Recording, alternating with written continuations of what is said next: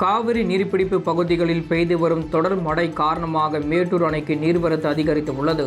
காவிரி நீர்பிடிப்பு பகுதிகளில் கடந்த சில நாட்களாக பெய்து வரும் தொடர் மழை காரணமாக காவிரியில் வெள்ளப்பெருக்கு ஏற்பட்டுள்ளது.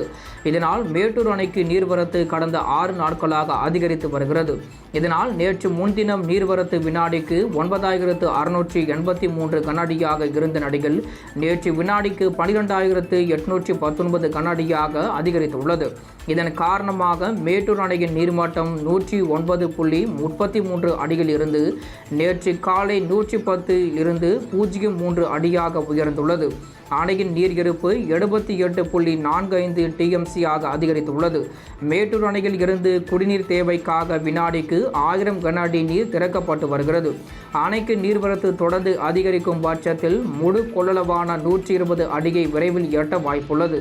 எனவே நீர்வளத்துறை அதிகாரிகள் காவிரி கரையோர பகுதிகள் மற்றும் அணைக்கு வரும் நீரின் அளவை தொடர்ந்து கண்காணித்து வருகின்றனர்.